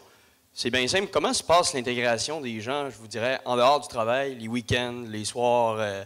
comment ça va, surtout les gens qui viennent de la Tunisie, ou comment ça se passe, en fait? Comment ça a été dans ce côté-là? Pour ma part, c'est devenu en fait des amis. On fait des activités. Il y a aussi beaucoup d'employés par exemple, il y a un gars cet été qui a amené un Mexicain à la pêche à 200 km dans le bois, pogner une truite longue de même. Fait que nos employés nous ont beaucoup aidés. Ce qu'on a fait aussi, on a comme créé un petit comité de parrains à l'interne. Ces gens-là, on leur demandait si ça leur tentait de les inviter la fin de semaine, par-ci, par-là, d'y aller. Fait qu'il y a eu une couple d'activités comme ça. Sinon, trouver l'appartement, puis tout ça, je pense que c'est important que les entreprises s'impliquent beaucoup aussi là-dedans. Le 40 heures, c'est beau, là, mais je pense que l'entreprise doit en faire un petit peu plus à ce niveau-là. Il faut le prévoir. Parce que vous touchez un très bon point. Il peut se plaire dans l'entreprise, mais s'il ne s'adapte pas au milieu, on va le perdre. Là. Donc, c'est plus qu'un 40 heures qu'il faut les encadrer. Là. Puis de tous ceux que vous avez amenés ici, sont-ils tous restés ou il y en a qui sont repartis? Ils sont encore ici, toutes les 4. De mon côté, nous, notre Sénégalais qui est venu, on l'a hébergé directement chez nous parce que quand il arrive avec les portes ouvertes, là, ils l'ont débarqué avec une valise à l'hôtel Chute des Pères, puis le lendemain, sa petite valise, il ne sait pas trop où aller. Fait qu'on l'a hébergé directement chez nous, parce qu'on avait une chambre de trop. Puis ça a été fait très facile pour lui, évidemment, de s'adapter. Puis de toute façon, c'est juste le fun. Là. Écoute, tout, comme je vous dis, tout est nouveau pour lui. On dirait que c'était notre dernier. Tu sais, Puis nous aussi, actuellement, les 4 restent dans le même appartement, dans un 4,5, mais c'est leur choix. Donc, ils sont au moins toujours ensemble aussi en dehors. Donc, ils se tiennent là, vraiment entre eux autres. Là. Puis nous aussi, les premières semaines, on a fait affaire avec un genre de famille d'accueil, au peu, même principe. Là, un gars qui tripait sur le Mexique, puis il tripait ses Mexicains, puis il les a invités chez eux. On passait un mois et demi ensemble. Fait que ça, il y a eu vraiment une grosse intégration là, de cette personne-là. Ça l'a beaucoup aidé. Oui, encore moi. Toujours concernant les demandes, est-ce qu'on peut faire une demande? Bon, des fois, on reçoit des CV par l'international de gens qui sont en procédure d'immigrer. Est-ce que nous, en tant qu'employeurs, si disons que par d'autres moyens, on ne peut pas faciliter, faire les demandes directement, est-ce qu'on peut appuyer leurs demandes pour que ça aille plus rapidement? Oui, c'est possible d'appuyer leurs demandes en faisant ce qu'on appelle une offre d'emploi validée à ces personnes-là. Donc, ça pourrait accélérer leur demande d'immigration permanente, mais je vous dirais que la voie la plus rapide, c'est vraiment d'initier un processus de recrutement temporaire. Le processus qu'on a vu tout à l'heure, c'est probablement celui qui est le plus rapide. Oui, mais comme on est en hébergement et restauration, c'est mon domaine, on est tout de suite banni. On nous dit... Oui. Vous avez un secteur qui n'est pas propice à ça. Ils nous refusent automatiquement. Avec du 6 qui bloque. 6 hébergement, restauration, puis il y avait un troisième critère aussi qui fait que ça nous met des bâtons dans les roues. Ils ne veulent pas traiter nos demandes, en fait. Ils nous les renvoient. Donc comme j'en ai des CV de gens qui sont compétents en hôtellerie, je me posais la question, comment moi je peux les aider dans leur processus, en fait, de venir... Ce qu'on nous dit, pour être honnête, c'est je ne sais pas à quel point ça a un impact sur la rapidité de l'obtention de la résidence permanente, mais ce qu'on nous dit, c'est que le fait d'avoir une offre d'emploi validée d'un employeur, ça accélère le processus pour la résidence permanente. Effectivement. D'accord, merci. Est-ce qu'il y a un formulaire pour ça? Je vais vous donner ma carte tout à l'heure. Ah, d'accord. D'autres questions? Ah oui. Dave Doucette de Transport Doucette. J'ai une question qui est un petit peu complémentaire à monsieur là-bas. Ici, il y a des personnes en avant qui ont eu des bonnes expériences là-dessus. Il n'y a pas, à date, comme je peux voir, tout a bien été, puis les candidats, ils vont bien, puis tout. Si, exemple, je n'ai pas la chance d'avoir un gars comme M. Patrick qui vient de m'aider là-bas à trouver des bons candidats, des perles rares, comme il dit, ça devenait le cas que je pense que j'ai une bonne personne ou j'ai des bons candidats qui s'en viennent ici, je les engage, puis je me ramasse qu'après, exemple, une durée X, 2 mois, que le candidat ne ferait pas. Moi, je suis dans le transport, c'est des camionneurs, exemple, un accident, 2 accidents, 3 accidents, etc. Y a-t-il une garantie qui est faite là-dessus, où est-ce qu'on peut retourner le travailleur là-bas d'en reprendre un meilleur ou quoi que ce soit, ou advenant le cas que je sais qu'il y a différents délais, on peut en engager à court terme, ils peuvent être temporaires ou permanents, mais advenant le cas que moi je suis plus capable, puis les candidats, j'ai manqué mon coup, il se passe quoi? J'ai une manière de faire quelque chose ou il faut que je l'endure pendant, exemple, 1 an? Là? En fait, comme je disais tout à l'heure, on n'est pas des agences de placement ni des chasseurs de tête et tout ça. Ce qu'on fait, c'est vraiment, on facilite l'embauche à l'international. Donc, si vous avez un camionneur ici que vous avez recruté, qui a un permis temporaire qui est vraiment associé à vous et que ça ne fonctionne pas, mais il faut savoir que pour lui, il y a quand même des conséquences. Si en plus il est ici avec sa famille, bien, en fait, c'est les mêmes normes du travail qu'au Québec. Donc, si vous le mettez à pied, c'est sûr que lui, il n'est pas obligé de retourner dans son pays le lendemain matin. Il a quand même un permis de séjour ici, mais ça fait qu'il n'y a plus de salaire. Donc, il n'y a plus de salaire pour subvenir aux besoins de sa famille et tout ça. Et ce qu'on pourrait vous dire parfois, c'est parce que je comprends votre question, mais vous me garantis, parce que je sais qu'au niveau privé, parfois, il y a des firmes privées qui, là, eux, sont vraiment des agences de placement, vont vous dire, si ça ne fonctionne pas, je vais en avoir un autre dans quelques mois. Mais c'est les processus d'immigration ne sont pas si simples que ça, comme vous avez pu voir tantôt. Ça prend quelques mois. Donc, même si on vous disait, ben oui, on va vous envoyer un autre camionneur, mais il va peut-être bien arriver juste dans 8 mois quand même. Puis, au niveau des camionneurs, justement, il faut vraiment voir selon le pays, parce que pour certains pays, la France, il y a des équivalences, là, mais par exemple, en Tunisie, on a justement vérifié il n'y a pas si longtemps, il faut vraiment que les Tunisiens ils refassent tout leur permis de conduire en revenant ici, leur classe et tout ça. Donc, c'est quand même un peu plus complexe. Donc, si vous vous lancez à l'international, on vous conseille vraiment de venir nous voir pour qu'on regarde ça avec vous. Est-ce que je réponds à votre question un petit peu? Oui, c'est super. J'avais justement prévu d'aller te voir, ça, c'est sûr.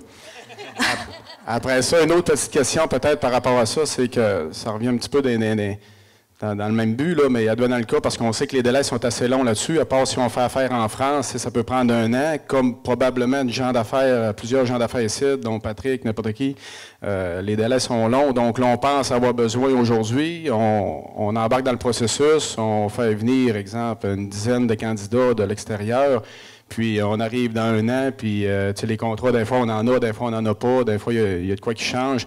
On a-tu une obligation par rapport à ces gens-là? Il faut-tu que je prenne absolument les 10 candidats que j'ai là, puis que je mette sur le chômage 10 petits gars du lac, ou ben non, il y a des choses qui peuvent être faites autrement?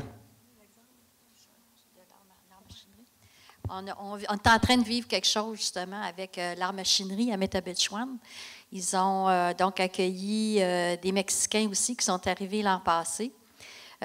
Donc, l'art machinerie prévoyait avoir un gros contrat qui assurait le plein temps à ces personnes-là. Et puis, il a perdu finalement, il est arrivé quelque chose, il a perdu le contrat.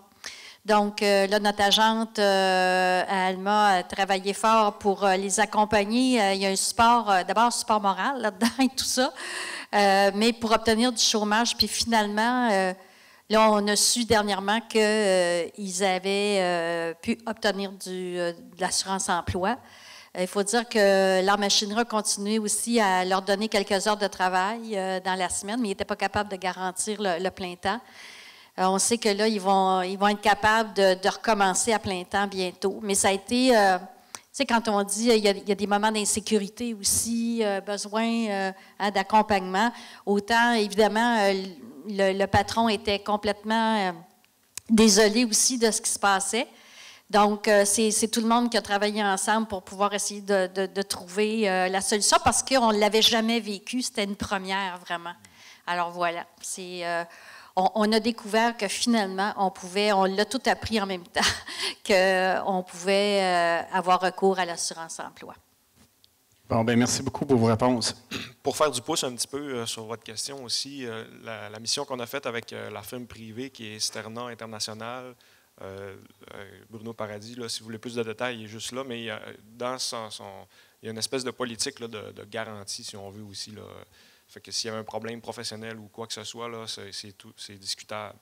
Puis une autre chose aussi qu'on a demandé à tous nos candidats en entrevue pour un peu minimiser les risques, c'est s'ils étaient prêts à venir 2-3 mois tout seuls au début pour voir comment ça va, l'intégration, puis après ça, commencer à faire venir les familles. Fait que ça, c'est quelque chose qui se demande aussi aux candidats. Faut que on fait ça de manière ouverte d'esprit pour tout le monde, là, mais ça permet de minimiser un petit peu les risques. Là. Oui, ça, je savais que quand, à un moment donné, que tu fais affaire avec des firmes privées, ils donnent cette garantie-là parce qu'il y a une banque de noms.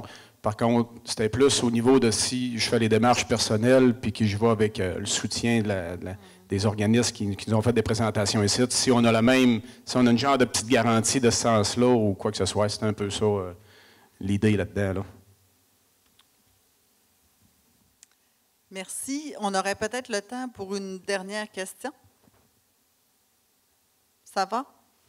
Je vous inviterai à compléter le sondage sur vos tables, puis peut-être rester encore 30 secondes parce qu'on a un petit présent là, à remettre à nos conférenciers pénalistes représentants des entreprises. Je demanderai à Jean-François Bélanger de la SADC et à Audrey de la Chambre de commerce de nous rejoindre pour la remise des présents. Et je voudrais vous remercier chacun d'entre vous d'avoir accepté notre invitation. C'est très pertinent. On va vous envoyer aussi les liens, comme on vous a dit, pour que vous puissiez contacter les gens.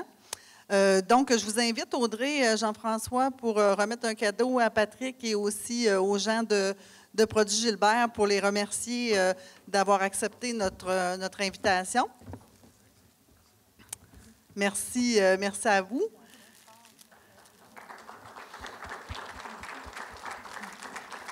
Fait que, Monsieur Gilbert et Madame Blanchette, vous allez vous partager le panier. Je vous remercie à chacun d'entre vous d'être présent, d'avoir répondu à notre appel. Puis juste vous mentionner également, en terminant, que le 27 février, la Chambre de commerce et d'industrie de Dolbeau-Mistassini présente une activité. Dominique Brown sera le conférencier invité. C'est jeudi prochain, 18h. Dominique Brown, qui est président de Chocolat Favori, ex-Dragon à l'émission Les Dragons à Radio-Canada et aussi fondateur de Binox. Il reste des billets, vous pouvez vous en procurer directement au comité des spectacles. Je vous remercie, je vous souhaite une belle journée. Merci encore de votre participation.